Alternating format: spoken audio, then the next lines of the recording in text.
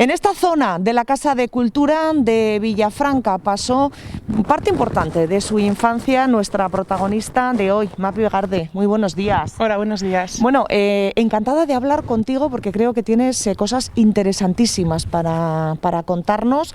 De entrada vamos a hacer un recorrido por tu currículum, pero de entrada trabajas en la Agencia Espacial Europea en Países Bajos. Yo creo que eso ya como impacta, ¿no? Cuando uno lo dice. Sí, es muy impresionante escuchar el nombre de la empresa, es un referente a nivel europeo, es el equivalente a la NASA, pero en nuestra zona. En una NASA europea, ahí trabaja Mapi, que como decíamos, en este entorno de la Casa de Cultura, recuerdas tu niñez aquí en Villafranca. Esta es una de las zonas a las que hemos venido precisamente porque te trae buenos recuerdos, ¿no? Sí, yo vivo muy cerca de aquí, entonces mi infancia la he pasado prácticamente pues, en la zona de los paseos, las piscinas, las escuelas, la Casa de Cultura. También por las tardes tenía muchas clases extraescolares, entre ellas pues, música, karate. Entonces parte de mi infancia la he pasado aquí. Hablando de música, hace unos días hablábamos, ¿no? Compartíamos, además de con otros músicos, también con tu hermana Vanessa Garde, que teníamos que hablar con tus padres, ¿no? A ver qué desayunabais de pequeños, porque esto de tener hijas que, yo no sé si decir triunfan o luchan y trabajan para conseguir sus sueños, ¿no? Que yo creo que al final es lo que pasa, pero decíamos, la música ha sido muy importante en la familia Garde, ¿no? Sí, así es. Mi padre fue trompetista y luego a raíz de eso pues nos ha educado a las dos desde pequeñas a la música. Siempre nos ha enseñado a identificar las notas, a ver cuál era, jugaba con nosotras a enseñarnos a ver que identificásemos cuál era más aguda, más grave. Y luego pues, los cuatro hemos estado en el coro y rondalla de aquí de Villafranca, y bueno, mi hermana se ha dedicado a ello y yo pues, lo tengo como hobby. ¿Cómo se pasa de la pasión por la música a estudiar ingeniería? ¿Son compatibles totalmente, no? Sí, de hecho, bueno, mi hermana te diría que está muy relacionado, porque en su día a día ella usa ambas. Yo es que se me ha dado siempre muy bien las matemáticas, la física, siempre tengo una mente muy lógica, entonces he participado en olimpiadas matemáticas, con buenos resultados.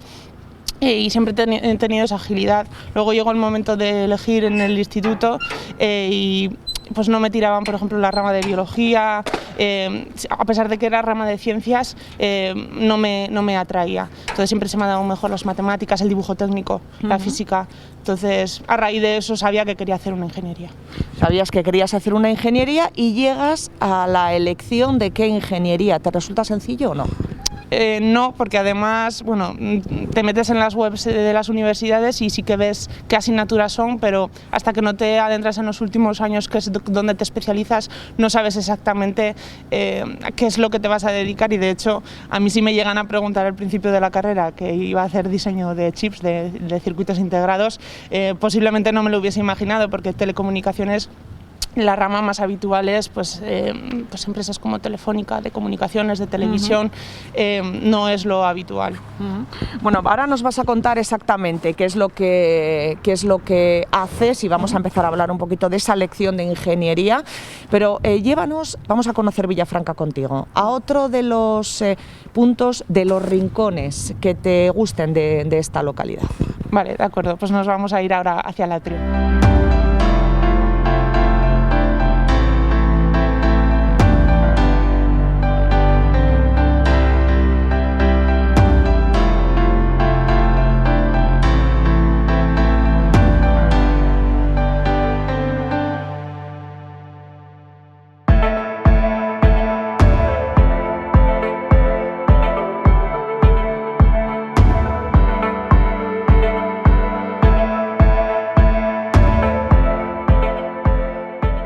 La Universidad de Navarra fue el sitio elegido, Mapi, para estudiar tu carrera, esa ingeniería en telecomunicaciones, que te deriva hacia los microchips y hacia un tema muy desconocido para la mayoría, porque comentábamos antes, ¿no? Cuando uno estudia ingeniería en telecomunicaciones, pues termina trabajando en telecomunicaciones quizás muchísimo más conocidas, ¿no? Que lo que son tus microchips. Pero ¿por qué decides optar por esta rama?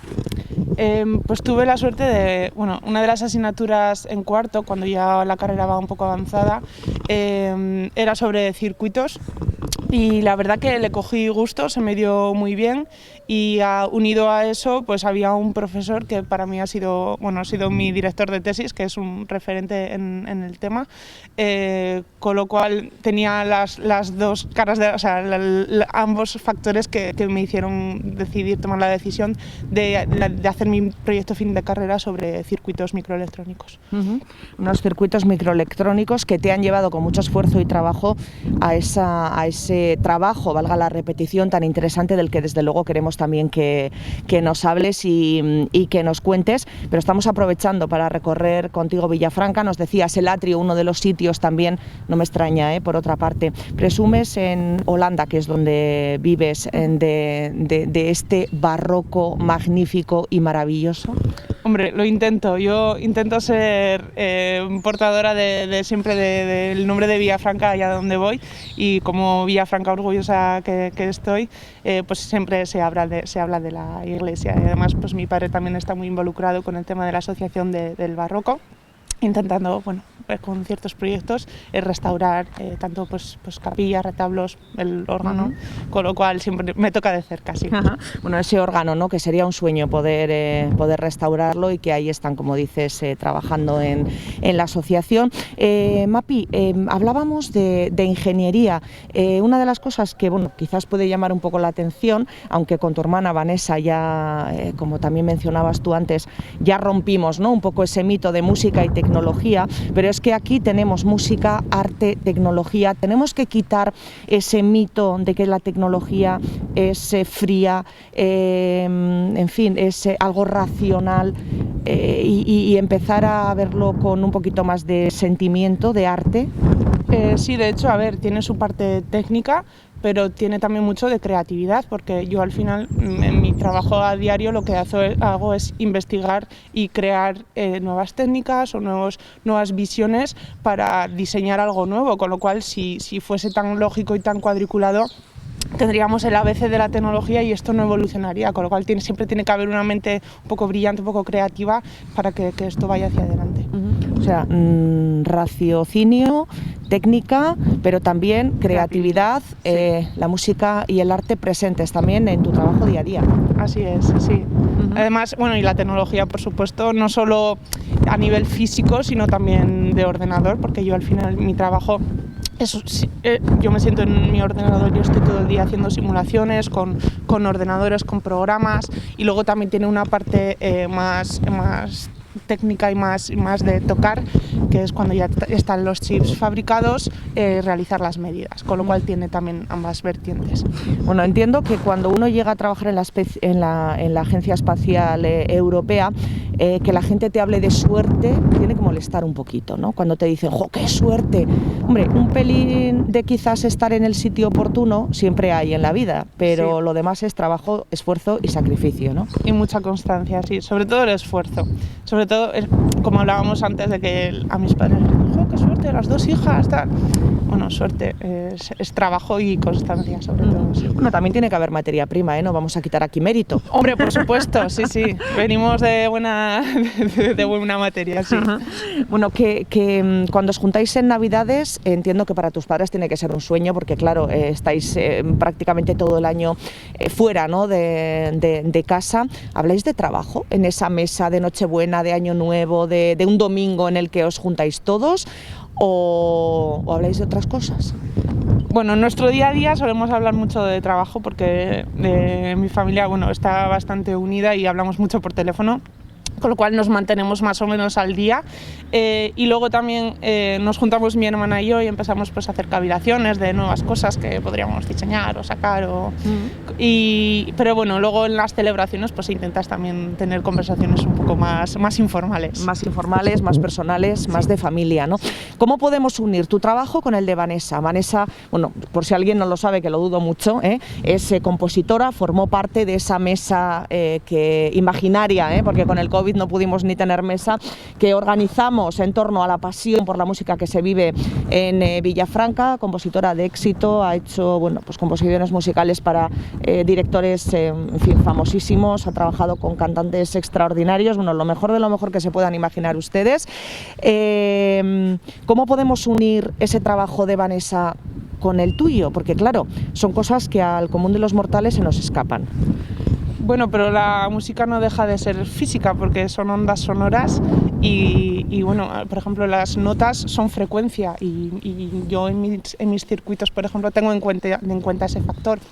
O a la hora de, por ejemplo, editar o grabar, usas filtros, usas aparatos, todo eso yo podría diseñarlo, con lo cual está muy relacionado. O un propio micrófono, un micrófono lleva electrónica dentro, entonces siempre está relacionada la música y la electrónica. Música, electrónica, arte, tecnología, bueno, una serie de factores que yo creo que muy pocos os habíais parado a pensar que podían estar de alguna forma relacionados y que hoy estamos relacionando. Gracias a ti, Mapi.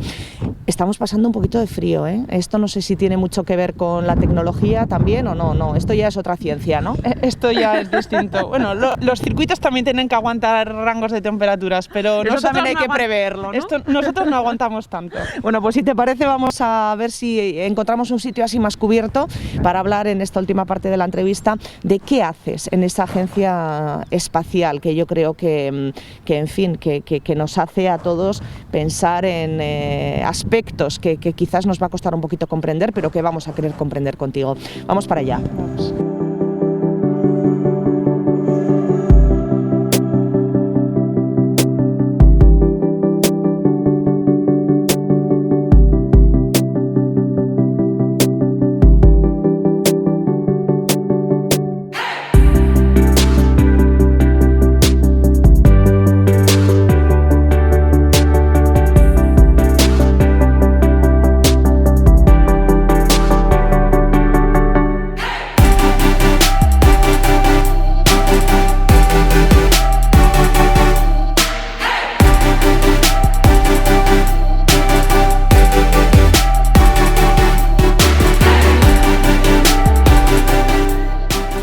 Ayuntamiento de Villafranca, una localidad que yo no sé si echas de menos o no en Holanda, Mapi. Hombre, se echa de menos, pero como se echa de menos también pues a la familia, a los amigos. Bueno, este año como no ha habido fiestas no lo he pasado tan mal, porque justo empecé el 1 de septiembre y claro, si llega a haber fiestas pues me hubiera dado esa morriña del 15 de septiembre no estar aquí en el Chupinazo, en Santa Eufemia. Pero bueno, he tenido la suerte de poder venir en Navidad y durante bastante tiempo, así que no me puedo quejar. ¿Qué es lo que más echas de menos? ¿La comida, el ambiente, la gente? Quizá la cercanía de la gente. Luego también me ha tocado una época bastante mala por el tema del COVID. Entonces es muy difícil juntarse y ya de por sí el carácter de allá es más frío. Entonces, bueno. Pero supongo que cada país tiene lo suyo y no es ni mejor ni peor, simplemente pues distinto. Hay que adaptarse, ¿no? ¿La comida cómo lo llevas? ¿Cómo se come en Holanda? La verdad que como están los restaurantes cerrados, cocino en casa, con lo cual cocino comida española y me gusta bastante el tema de la cocina, así que no tengo problema en eso. O sea, tampoco pasas mucha morriña, en este caso, no. del tema de los pucheritos y de la comida, ¿no? ¿Cómo llegas a la Agencia Espacial Europea? No sé si era tu sueño, no sé si era algo que te planteaste y dijiste lo tengo que conseguir. Fue un poco, insisto, fruto del trabajo, pero casualidad, ¿no? El encontrarte con esta entidad. ¿Cómo fue ese proceso?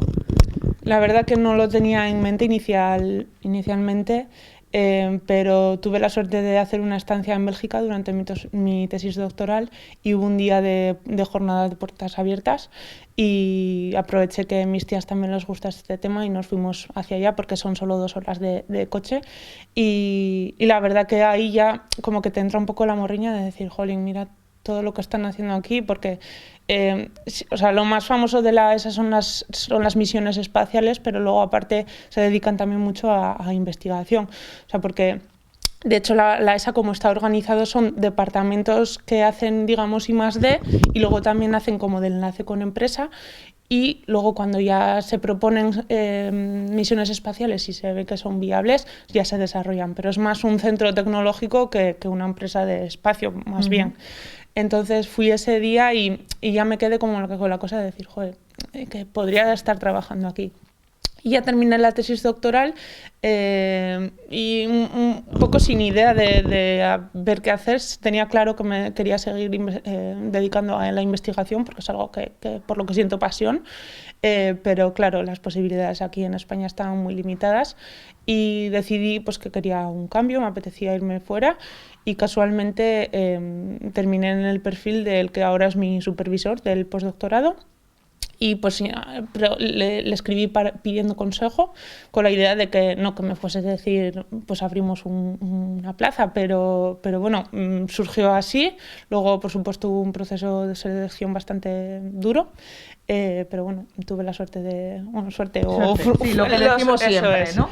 De ser la persona más con mejor currículum, digamos, y bueno, ya estoy ahora.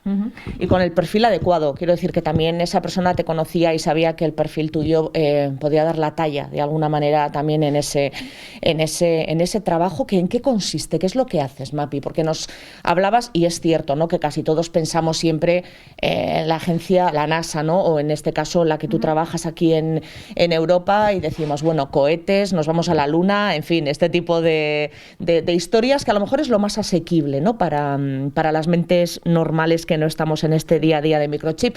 Pero, ¿tú qué haces en tu trabajo? Yo me dedico a investigar circuitos electrónicos, o chips, que sean, por un lado, energéticamente eficientes, es decir, que la batería dure lo máximo posible.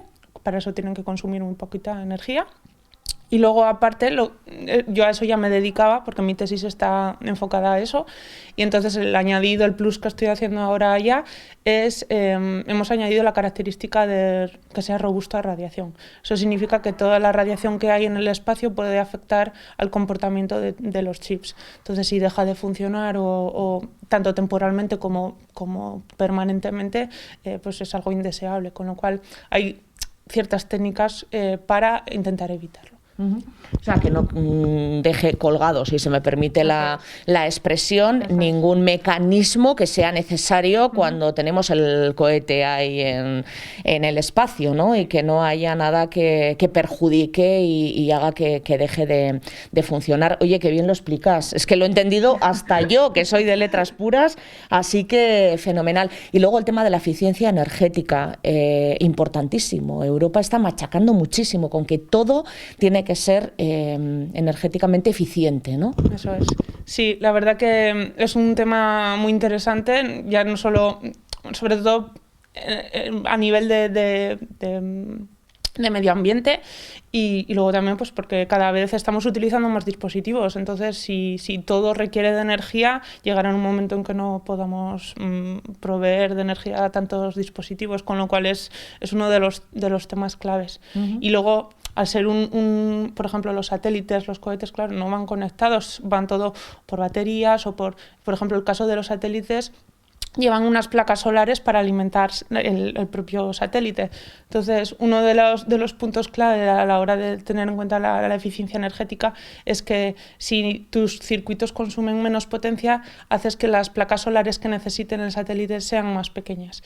Y si las placas son más pequeñas, estás lanzando menos kilos al espacio, con lo cual el despegue es más barato. Entonces, es todo un conjunto que todos salimos ganando si es más eficiente. Bueno, el despegue es más barato y claro, no estamos hablando de 5 euros, ¿no?, ni de 5.000 ni de 50.000, estamos hablando de muchísimo dinero. Hace poco falló uno español y bueno, no recuerdo ahora la cantidad de la que se hablaba, pero en fin, fueron un montón de euros que se nos escapan, yo creo que al común de los mortales. Mapi, la responsabilidad es enorme, ¿no? Precisamente y principalmente por el tema personal, porque esos microchips están insertados en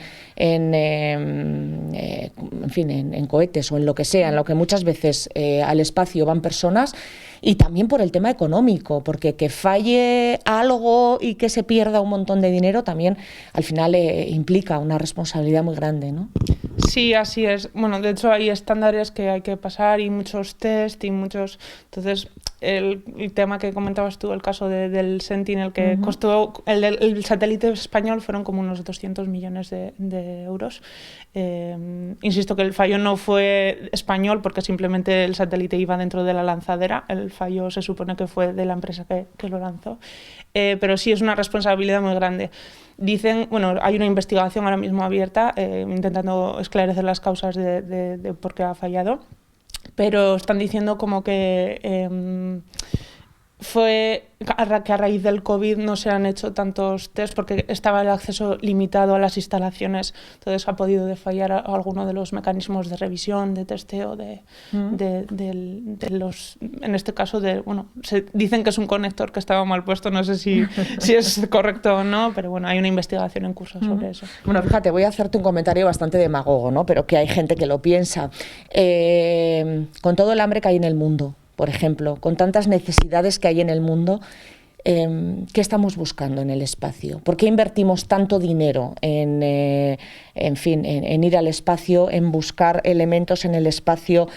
¿Cómo podemos argumentar esto? ¿Cómo lo argumentáis vosotros o qué explicación podéis dar a todo esto? ¿Es necesario? Hombre, es necesario si queremos evolucionar como especie, porque si no investigamos, si no avanzamos, nos vamos a quedar estáticos donde estamos. Entonces, si no hubiésemos evolucionado a lo largo de estos años, seguiríamos siendo el hombre de las cavernas, con nuestros porras de madera y cazando animales y con fuego. O sea, hay que evolucionar. Entonces, para evolucionar tienes que crear nuevos conocimientos y intentas observar lo que hay fuera, pero también luego todo ese conocimiento puede derivar en lo que usamos aquí en la Tierra.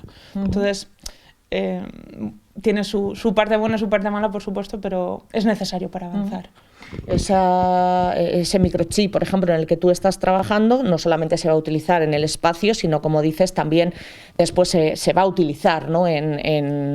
en aparatos que utilicemos nosotros aquí en la Tierra. Has hablado un par de veces de investigación y has dicho una cosa que a mí me parece importante y que yo defiendo siempre desde esta pequeña parcelita, y es la investigación en España. Es triste que estemos creando talento y que después de invertir en ese talento, como puede ser tu caso o el caso de muchísimos investigadores en el tema médico, terminéis teniendo que iros a trabajar fuera de España porque aquí no se apuesta por la investigación. Eso es una auténtica pena porque, trasteas un poquito en lo que son los investigadores que están en el extranjero, en Estados Unidos con el tema médico, tu caso, y ves que hay muchísimos nombres españoles. Hay mucho talento español y, de hecho, somos uno de los países que más publicaciones producimos con los pocos recursos que tenemos, con lo cual estamos aprovechando muy bien hasta el último céntimo de los recursos que tenemos. El problema es que no se está invirtiendo.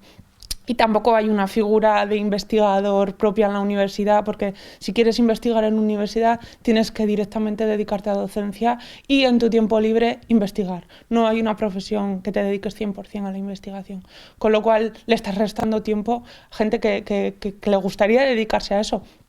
Pero el daño colateral, digamos, es dar clases. Habrá gente que le guste, por supuesto, pero otros, por ejemplo, a mí la docencia no es que me apasione. Claro, luego ahí tenemos también una doble vertiente, y es que la docencia yo siempre, defiendo que es algo vocacional, con lo cual si tú estás obligando a una persona a enseñar para poder hacer lo que de verdad le gusta, y encima en lo que no le gusta tiene que invertir más tiempo, ahí también estamos echando piedras contra nuestro propio tejado con la importancia que tiene siempre la formación, ¿no? Sí, así es, y es una pena, la verdad. Y ves casos pues como el mío, es que ¿qué más quisiera? Bueno, yo hablo por mí, el resto supongo que también. ¿Qué más quisiera yo que vivir en España? Pues al final es un país que tiene mucha calidad de vida, estás cerca de tu familia, de tus amigos, un buen tiempo, lo que sea, pero que no tengas ni siquiera la posibilidad, porque si te planteas ser investigador en España, hay muy pocas entidades en las que puedas dedicarte solo a eso, y luego si por ejemplo vas a la universidad y tienes que estar encadenando proyectos de 6 meses de duración, eso no es ninguna estabilidad. Tú has salido a raíz del COVID y demás, ha salido testimonios de gente de CSIC y demás, que igual llevan 10 años trabajando después de haber terminado su doctorado y que siguen siendo eventuales y siguen encadenando proyectos. Y entonces, ¿qué estabilidad? Porque luego tú formas tu familia, necesitas pues tener tu hipoteca, tu casa, tus hijos, y si no tienes esa estabilidad, a ver, por supuesto puedes hacerlo, pero es mucha incertidumbre la que pasas.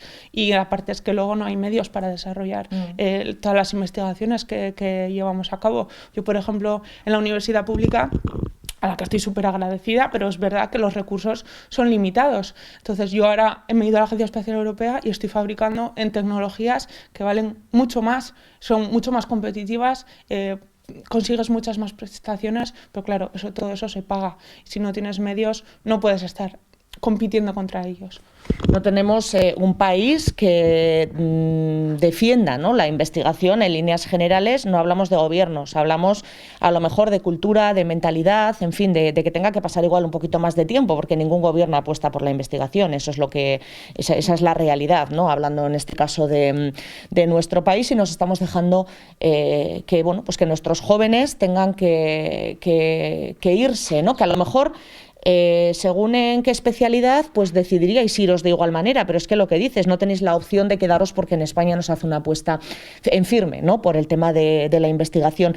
¿Crees que el COVID va a cambiar esto o no? ¿O somos un país con poca memoria y una vez de que superemos esto ya no nos vamos a acordar de que hemos tenido que correr mucho para hacer una vacuna, de la importancia de verdad de esos investigadores que al final, como casi siempre en este tipo de pandemias, son los que nos van a salvar de esta historia?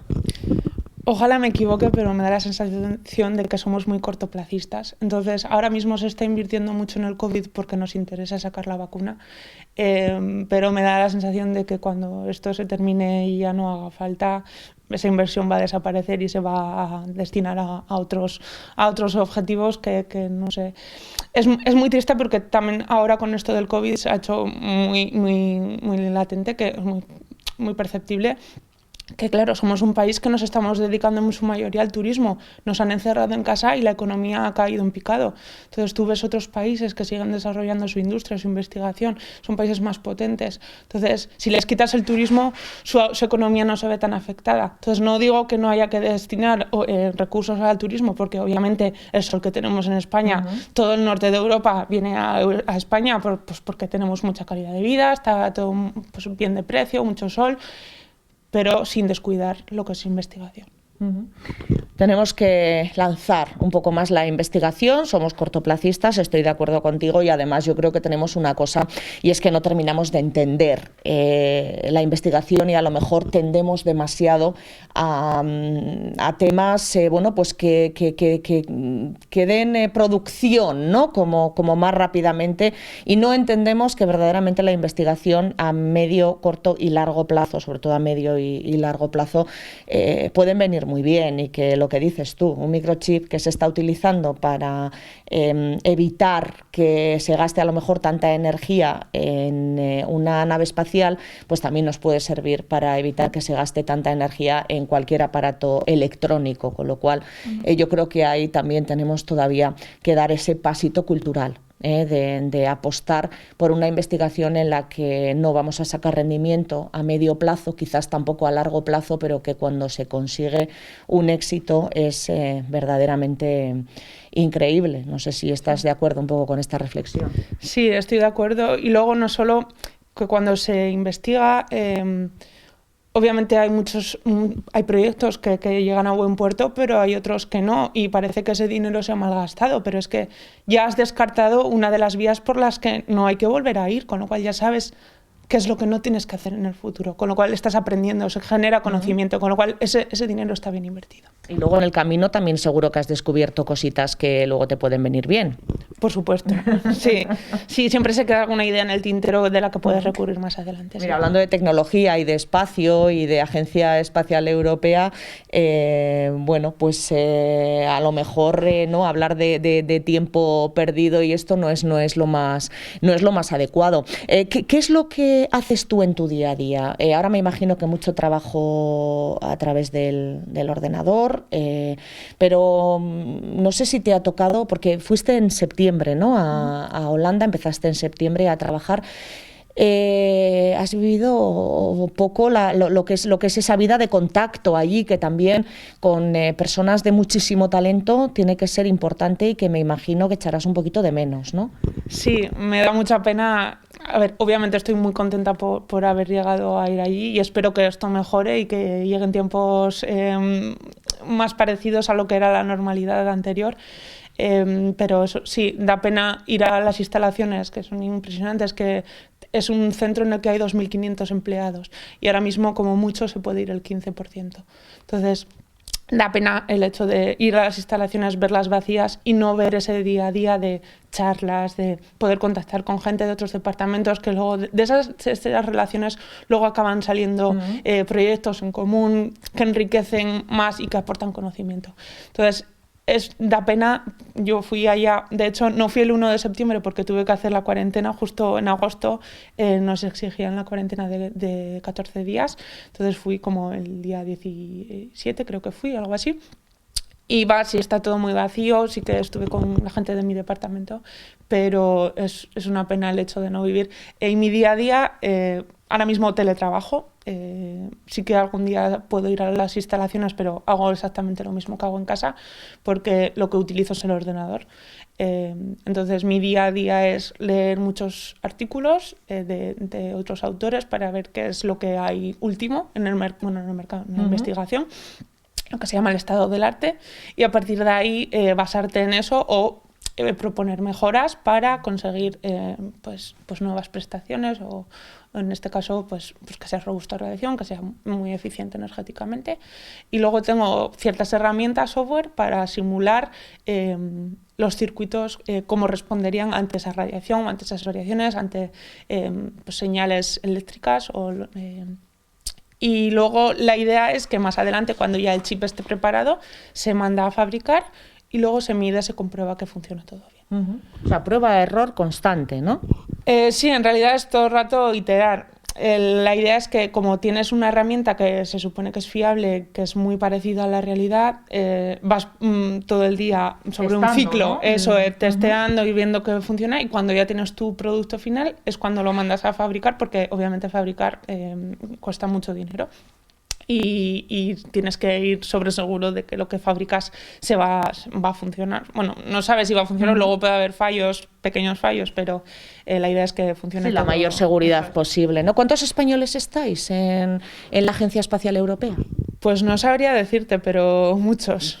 Muchos, porque siempre se oye en la cantina donde comemos, siempre hay algún español, y de hecho en mi grupo somos 12 personas y de los 12, 4 somos españoles, o sea que es bastante proporción. Quizá no sea representativo porque desconozco el resto de departamentos, pero sí, hay mucha gente española. Bueno, pues reafirmamos un poco lo que decimos, ¿no? Estamos formando grandes investigadores, hombre, y luego no es que los estemos desaprovechando, porque el talento nunca se desaprovecha y el talento es universal, ¿no? Pero al final estamos creando grandes investigadores y luego no les estamos dando la posibilidad de desarrollar su talento en nuestro país. Yo insisto, esto es una pequeña televisión, pero en fin, desde aquí no nos vamos a cansar de hacer ese llamamiento, porque luego viene el COVID y todos a correr, porque no hemos a lo mejor dedicado, ¿no?, suficiente tiempo a la investigación. En este caso era algo totalmente desconocido, pero también nos faltaban investigadores que han tenido que estudiar o que analizar un poco todo esto fuera de España.